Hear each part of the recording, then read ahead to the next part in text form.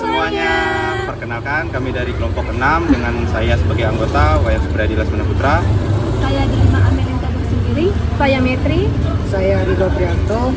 Dan Preti Astuti sebagai kameramen. Di sini kami akan meneliti mengenai sejarah kesenian tari Bahalai sebagai bentuk kebudayaan Dayak. Bagaimana kelanjutannya? Selamat menyaksikan. Summer days rushing by you and me makes it harder to see underneath. Did we ever know? Did we ever know? Did we ever know? Is it all inside of my head? Maybe you still think I don't care, but all I need is you. Yeah, you know it's true. Yeah, you know it's true. Together where we are and let go. We're so close. If you don't know where to start, just hold on and don't run. No.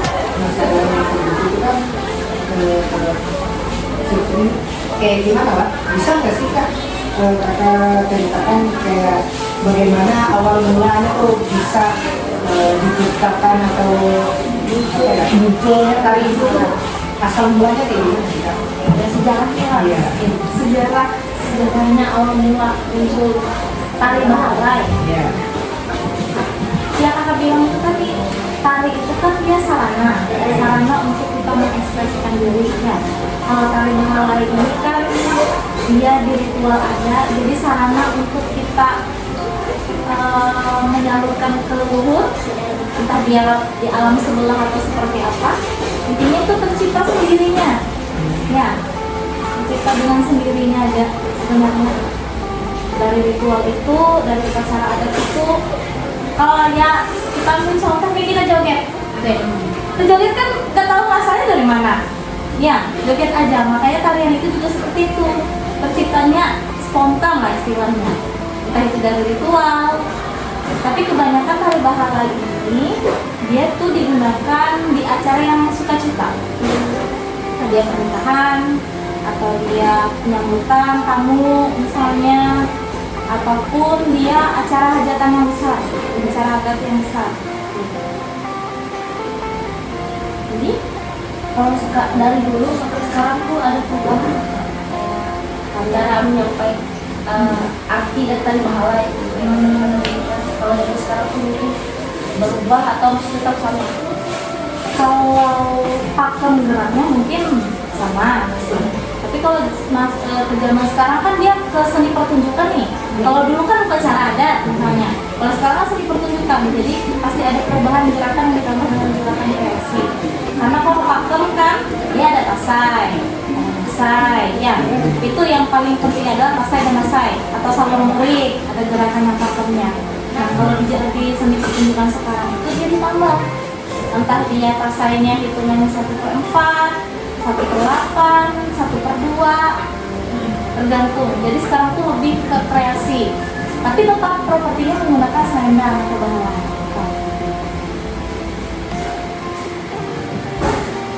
Nah untuk misalkan kayak kalau di tari itu kan ada misalkan kayak gerakan-gerakan yang mengandung filosofinya gitu.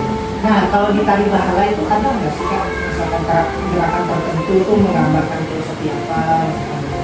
Kalau tari Bahalai atau tari selendang itu kan dia menggambarkan wanita yang cantik, wanita yang anggun, wanita yang lemah dimulainya. Kalau misalnya di gerakan-gerakan pastinya ada gerakan yang dimana misalnya kayak gini dia menggambarkan cantik, wanita itu anggun, manusia juga seperti itu. Pada intinya tari selendang itu menggambarkan wanita Dayak yang dimana dia anggun, cantik, seperti itu. Kalau dari nama itu kan tari Bahalai kan. Bahalai ini arti dari Bahalai ini apa? Bahalai itu kan kain. Iya. Bahalai itu kain yang dimana biasanya digunakan untuk upacara sehari, entah dia jadi pakaian, ya, entah pakaian atau dia jadi selendang. Kalau zaman dulu mungkin menariknya pakai Bahalai. Kalau sekarang kan sudah ada selendang, kain selendang. Nah kalau tari bahalai tadi kan misalkan filosofinya tadi tuh menggambarkan kayak keanggunan wanita Dayak. Nah, kalau dalam tarinya sendiri itu di pertunjukan tuh ada berapa orang sih Kak? Kalau berapa orang itu tergantung deh, tergantung si koreografernya mau berapa orang. Mau dia sendiri juga bisa, mau dia berkelompok 5 sampai 10 orang juga bisa, tetap disebut dengan tari bahalai. Mau dia perempuan atau laki-laki tetap bisa disebut tari bahalai, asalkan dia menggunakan properti itu. Berarti tidak kayak tergantung jumlah tertentu Enggak. Cewek cowok bisa, cewek cowok bisa. Tapi kalau dulu kan kebanyakan cewek. Kalau sekarang iya, sudah beda lagi. Kan kita kan sudah zamannya modern, banyak kreasinya sekarang. Tapi jarang ada cowok yang menggunakan propertinya yang ditaruh di leher.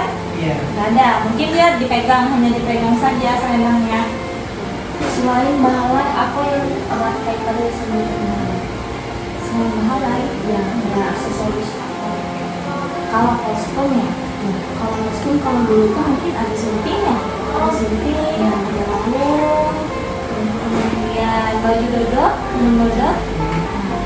Kalau zaman dulu itu mungkin kostumnya nggak yang sedetail yang sekarang. Kalau sekarang kan ada penutup dadanya, disirai, kemudian dibordir, dipayet.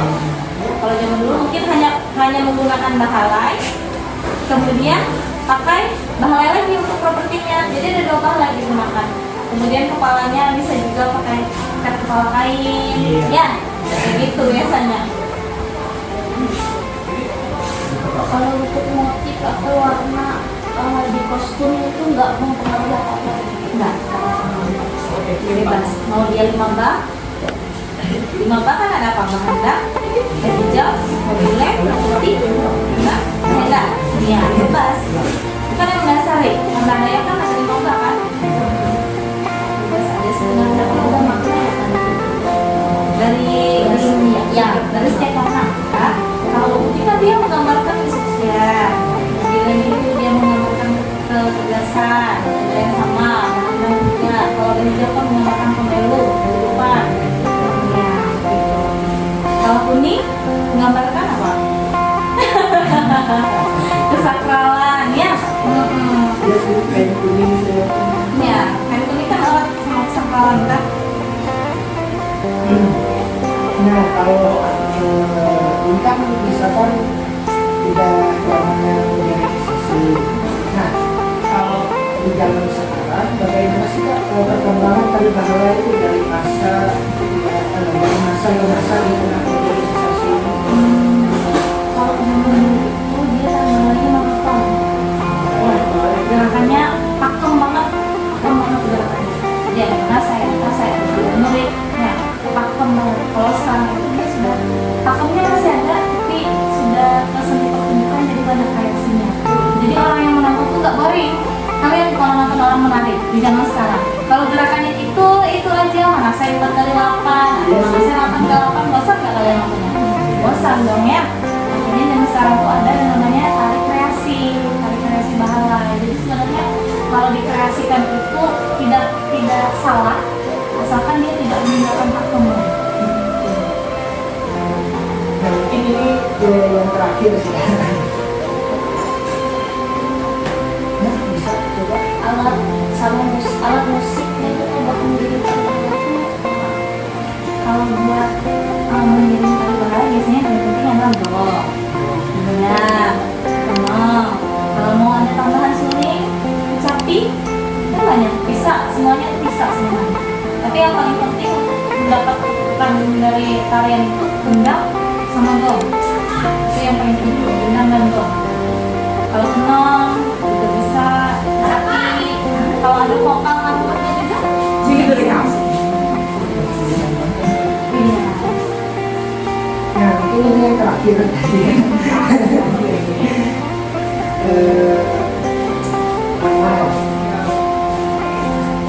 Untuk tari bahalai itu sendiri Kak, apa sih pesan moral atau nilai kehidupan yang bisa dipetik dari tari bahalai ini?